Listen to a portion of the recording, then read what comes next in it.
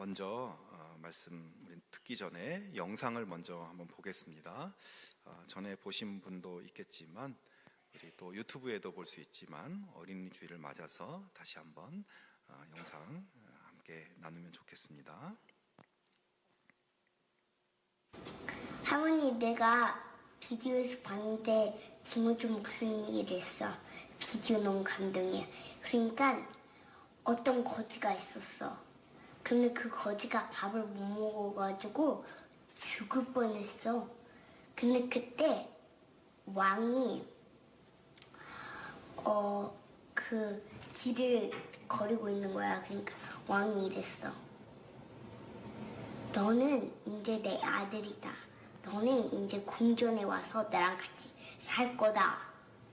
라고 말했어. 근데 있는 거 있지. 그리고 소년이 따라가다가 이제 왕이 말했어. 네가 나를 따라갈 거면 네가 있는 것을 다 버려야 돼. 다 버려. 왜냐면 그래서 소년은 자기 물건들을 바라봤어. 먼저 깡통. 그 깡통이 없었다면 밥을 못 먹어. 굶어 죽을 뻔했어. 그 다음에 이제 담요를 봤어. 그렇게 바람이 불을 때 담요가 지켜줬지. 근데 그 담요랑 깡통을 버리라는 거야. 너무 심각하지 않아? 그리고 마지막 수저. 수저는 제일 아끼는 거였어. 수저가 없었으면 밥도 못 먹었을 거야. 수저를 가장 좋아했어. 근데 그거를 다 버려. 그러니까 왜 버려야 돼? 그냥 나랑 같이 궁궐에 갖고 가면 안 되냐고. 근데 왕의 생각 아니면 말은 바뀌지 않아. 안 돼. 다 버려야 돼. 아니면 넌 아직도 거지로 살 거야? 아니면 나랑 같이 와서 궁궐에서 살 거야? 이거 다 버리라니까. 그러니까 지금 김우주 목사님이 말하고 있는 뜻은 이거 하나님 진짜 막 하나님보다 뭐를 더 좋아하면 안 된다고. 하나님이랑 같이 헤이븐로 갈 거면 아무것도 들고 갈 수 없어. 깡통 그런 거를 갖고 가면 지금 하나님이 보시기에는 우리는 지금 거지야. 우리는 풀로 씬 여기 씬이 너무 많아. 우린 지금 거지야. 근데 하나님이 우리를 그렇게 사랑해서 지저스를 보내서 죽었지. 그러니까 3일에 일어났어. 그러니까 이거를 다 버리고 하나님을 믿으러 헤븐로 가는 거야. 자, 이제 할머니 잘 들었지? 거지 스토리. 이제 끝이야. 박수 한번 하겠습니다. 네, 오늘 설교는 여기서 끝. 네, 이 영상 속의 이 어린이는 교회 목사님의 설교 영상을 아마 김우준 목사님인가 봐요.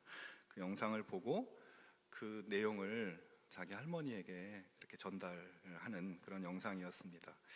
열심히 말씀을 전하는 모습도 참 기특하고 귀엽고 한데 이 어린이가 전하고 있는 이야기를 가만히 생각해 보면 어린이 주일에 우리가 한번 마음에 새겨보아야 할 중요한 메시지를 주고 있습니다. 복음서에 보면 하루는 예수님께서 어린아이에 대해서 말씀하신 적이 있습니다. 천국은 이 어린아이와 같은 자의 것이다.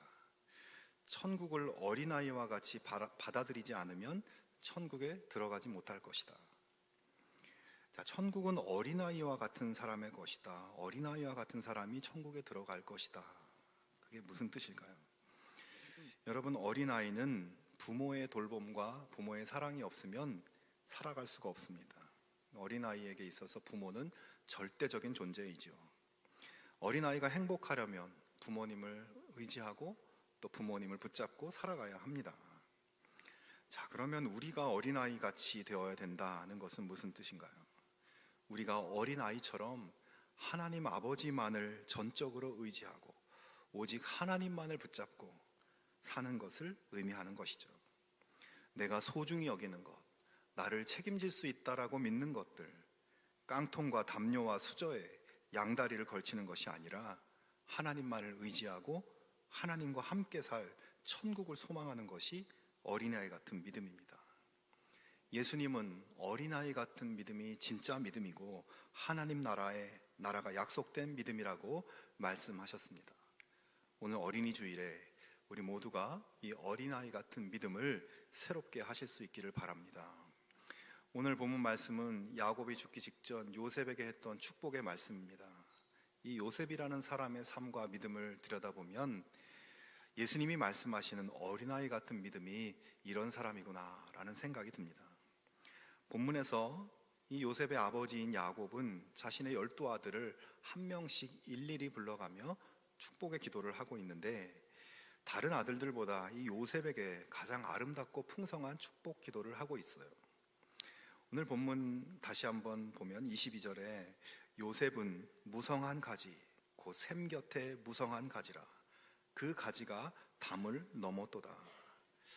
참 아름다운 말씀이에요. 요셉은 샘 곁에 심어진 나무와 같다. 이 이스라엘 지역은 굉장히 척박하고 물이 없는 지역이죠. 그래서 샘 곁에 심어진 나무, 흔치 않고 그런 나무가 있다면 더 부러울 것이 없는 그런 아름다운 나무가 되겠죠. 가뭄이 오고 사막에 열풍이 불어도 샘 곁에 심어진 나무는 걱정이 없습니다. 뿌리가 마르지 않는 그 물 근원에 연결되어 있기 때문입니다. 언제나 무성하고 그 가지가 담을 넘어갈 정도로 그렇게 풍성하다. 바로 요셉이 그러하다는 것이죠. 성경에 나온 여러 가지 축복의 말씀 중에서 참으로 아름답고 복스러운 말씀입니다. 그러나 여러분, 요셉의 파란만장한 삶을 잘 아실 것입니다. 그는 다른 11형제와는 달리 17살 때 그 당시 세계 최고의 선진국인 이집트로 내려갑니다. 요셉이 이집트로 간 것은 요셉이 무슨 조기 유학을 간 것이 아니라 형들한테 팔려서, 노예 상인에게 팔려서 노예로 이집트에 가게 된 거죠. 노예로 끌려와서 그는 열심히 일을 합니다. 그런데 이번에는 주인의 모함으로 감옥에 gat혀서 언제 죽을지 모르는 그런 신세가 되죠. 이 당시에 이 이집트의 죄수들은 무슨 정확한 재판을 받거나 판결을 받는 것이 아니라 지금처럼 무슨 징역 몇 년 이렇게 징벌이 결정돼서 감옥에 들어가는 것이 아니라, 감옥에 한번 들어가면 왕이 풀어줘라 하면 풀어주는 것이고 왕이 죽여라 하면 죽이는 것인 그런 상황이었어요. 만약 왕이 잊어버리고 있으면 그 사람은 죽을 때까지 감옥에 있어야 되는 겁니다. 인생에서 가장 낮은 자리라고 할 수 있는 노예 생활을 하다가 그것도 모자라서 저 밑바닥 떨어질래야 떨어질 데가 없는 죄수의 자리까지 내려앉은 것이죠. 요셉이 당한 그런 극도의 고난의 상황을 본문에서는 뭐라고 표현하고 있나요? 23절에 보면 활 쏘는 자가 그를 학대하며 적개심을 가지고 그를 쏘았으나 이렇게 묘사하고 있습니다. 사람들이 마치 화살을 쏟아부어서 원수를 죽이려고 하는 것처럼 요셉에게 그렇게 했다는 것이에요. 가는 곳마다 만나는 사람마다 그렇게 자신을 향해서 분노와 적개심을 가지고 화살을 쏟아붓는 그런 상황에 들어갈 때 요셉의 마음이 어떠했겠습니까? 도대체 왜 나에게 이런 일이 있는지 이해를 할 수 없고 그 고통을 감당하기 매우 어려웠을 거예요. 그런 상황 속에서 요셉은 어떻게 되었나요? 본문 24절을 보면 요셉의 활은 도리어 굳세며 그의 팔은 힘이 있으니 이는 야곱의 전능자 이스라엘의 반석인 목자의 손을 힘입음이라. 자, 만나는 사람마다, 믿었던 사람들마다 전부 자기를 미워하고 적개심으로 화살을 쏘아댔지만 요셉은 어떠했다고 말합니까? 그들의 맞서는 요셉의 활이 도리어 더 굳세고 요셉의 팔이 더 힘이 있었다. 어떻게 그럴 수 있었는가? 전능자이며 반석이며 목자이신 하나님의 손을 힘입었기 때문이라. 여러분, 여기서 힘입었다는 말은 하나님을 굳게 의지했다라는 뜻이죠.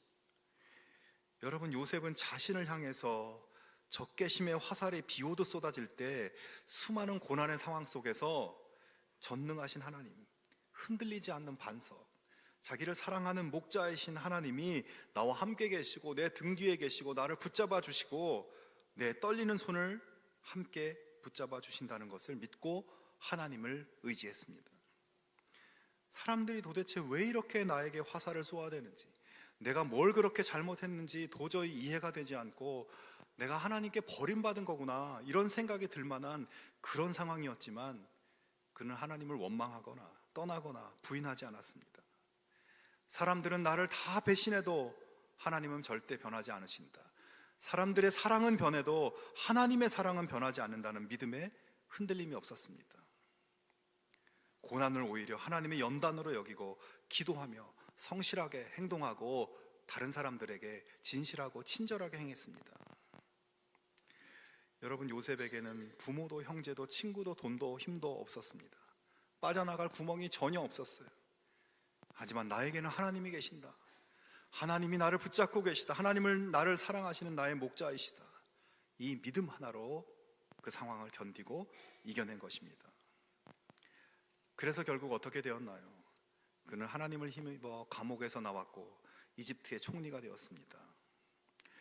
사랑하는 성도 여러분, 우리가 이 땅을 살면서 우리도 요셉 같은 상황을 얼마든지 만날 수 있습니다. 아니, 지금 그런 상황을 만나고 계신 분이 있을지도 모르겠습니다. 우리도 요셉처럼 믿었던 가족들에게 배신당하고, 믿었던 직장 상사에게 버림받고, 믿었던 동료들에게 이용당하고, 도저히 이해가 안 되고 받아들이기 힘든 그런 고통을 우리도 살면서 당할 수 있습니다. 이유 없는 학대와 적개심의 화살이 나를 향해 날아들 수 있습니다. 그러나 그 순간 우리도 요셉처럼 변하지 않는 반석, 영원한 사랑의 목자이신 하나님을 신뢰하는 믿음을 더욱 든든히 가지실 수 있기를 바랍니다. 이해되지 않는 고난의 원인을 하나님께 돌리면서 하나님의 사랑을 의심하고 하나님을 멀리하고 하나님을 떠나버리는 그런 실수를 범하지 않으시기 바랍니다. 우리가 하나님 믿지 못하고 하나님을 멀리할 때 기뻐하는 것은 마귀 사탄뿐입니다. 여러분, 하나님께서 분명히 나의 이 고난을 다루시고 하나님의 축복으로 빚어갈 것을 기대하는 믿음 위에 확고히 서실 수 있기를 축원합니다. 하나님, 저에게는 하나님뿐입니다. 내가 의지할 분은 하나님뿐이십니다. 내가 헛되게 의지하는 것이 있다면 버리겠습니다. 이런 고백의 기도로 하나님 앞에 나아갈 수 있기를 바랍니다. 하나님께서 신실한 요셉의 손을 붙잡아 주셨듯이, 그의 팔을 힘있게 하셨듯이 오늘 우리의 팔에 당신의 팔을 포개어 능히 감당하고 승리할 수 있게 도와주실 것입니다. 자, 요셉의 인생은 그렇게 극적으로 역전돼서 죄수에서 총리가 되는 그런 해피 엔딩으로 끝나는 것처럼 보입니다. 하지만 여러분, 사실 이야기는 이후가 더 중요합니다. 왜냐하면 그 후부터 요셉의 삶이 오늘 본문에서 말하는 담장을 넘는 무성한 가지, 그 축복의 가지의 인생이 되기 때문입니다. 요셉이 이집트 총리가 되었을 때 당시 중동 지방에 7년 대기근에 엄청난 위기가 닥쳐왔어요. 여러분, 말이 7년이지 7년 동안 비가 안 오고 농사를 못 지으면 어떻게 되겠습니까? 작년에 조금 날씨가 안 좋아서 뭐 사과나 여러 가지 과실이나 또 이렇게 재배하는 것들이 어려워서 올해 참 많은 사람들이 이렇게 뉴스에 나오고 너무 과일값이 비싸서 힘들다, 이런 얘기가 계속 나오잖아요. 근데 잠깐의 그러한 피해로 그렇게 됐는데 7년 동안 비가 안 오면 어떻게 되겠습니까? 아마 살아남을 사람이 없었을 겁니다. 주변에 전부 마른 뼈들만 굴러다니는 그런 상황이 됐을 거예요. 그러나 요셉은 하나님이 주신 지혜로 그 큰 재앙을 잘 대비하고 극복해서 이집트 백성들뿐만 아니라 자기 가족들을 포함해서 인근의 모든 중동 지방의 수많은 사람들의 그 생명을 구원합니다. 그 당시 요셉이 없었다면 정말 다 죽었을 거예요. 여러분, 요셉이 살아온 삶은 고통의 세월이었지만 그것을 잘 견뎌냈고 지금 샘 곁의 나무처럼 풍성하고 아름다운 축복의 존재가 된 것입니다. 그래서 그 가지가 멀리 뻗어나가서 그 풍성한 가지 그늘 아래에 자기 부모와 형제들과 가족들을 살리고 이집트 사람들을 살리고 가나안 땅과 중동의 많은 사람들을 살리는, 여러분, 요셉의 축복은 담장을 넘어 수많은 사람들에게 하나님의 생명을 나누는 축복이었습니다. 그리고 이렇게 담을 넘어가는 무성한 가지의 요셉의 축복은 그 당대의 사람들뿐만 아니라 그 미래의 여러 세대들에게도 열매를 맺었고 또 다른 지파와 다른 족속과 열방에까지 퍼져나가요. 실제로 이어지는 이스라엘의 역사를 보면 요셉 지파에서 모세의 후계자인 여호수아가 나옵니다. 이 여호수아는 백성들을 인도해서 가나안 땅으로 데리고 들어가서 그 땅을 정복하고 배분하고 그 땅에 정착할 수 있게 한 위대한 지도자였죠. 그리고 이스라엘의 암흑기인 사사시대에 요셉 지파에서 민족을 구원하는 기드온과 야일과 입다와 같은 사사들이 나옵니다. 그리고 이스라엘의 영적 각성을 주도했던 마지막 사사이며 선지자인 사무엘도 요셉 지파의 지역에서 나온 인물이었습니다. 여러분, 그들은 요셉으로부터 뻗어나온 무성한 가지들이었던 것입니다. 성도 여러분, 요셉이 고난 가운데서도 결코 하나님을 떠나지 않고 흔들리지 않는 믿음의 삶을 선택하며 나아갈 때 그 믿음의 축복은 담장을 넘어 여호수아에게로, 기드온과 사사들에게로, 이후의 다음 세대들에게까지 이어지게 되었던 것이에요. 신명기 5장에 보면 하나님을 사랑하고 계명을 지키는 자에게 천대까지 은혜를 베푸신다는 말씀이 있습니다. 하나님이 믿음의 사람들에게 축복하실 때 이런 말씀을 굉장히 반복해서 말씀하세요. 그것은 하나님의 축복이 한 사람에게서 그치는 것이 아니라 그 사람을 통해 그 자손들, 다음 세대들에게까지도 그 복이 흘러가게 하신다는 말씀입니다.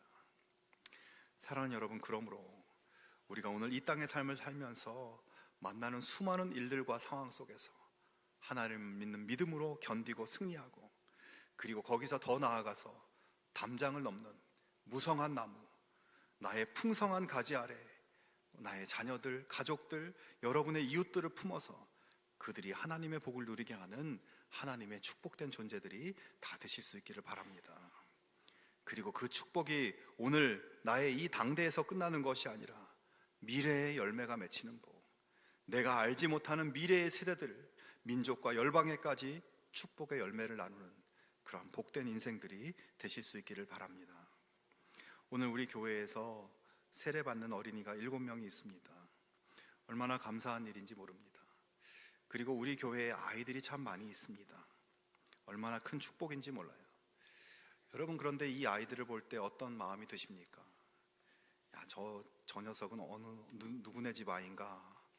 뭐 그런 생각이 드십니까? 여러분, 그 아이들은 남의 집 아이들이 아닙니다. 나와 상관없는 아이들이 아닙니다. 그 아이들은 바로 우리의 자녀들이에요. 왜냐하면 그 아이들은 하나님께서 그 부모들에게 맡기셨을 뿐만 아니라 우리 교회 공동체에 맡기신 하나님의 선물들이기 때문입니다.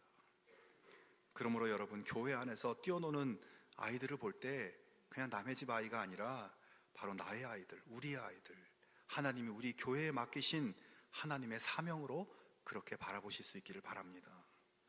우리가 오늘의 요셉이 돼서 어떤 상황에서도 흔들리지 않는 견고한 믿음을 새롭게 하고 그 믿음 위에 부어주시는 하나님의 축복을 우리 교회의 다음 세대들에게 나눌 수 있는 샘 곁에 심겨진 무성한 하나님의 나무들이 다 되실 수 있기를 주님의 이름으로 축원합니다.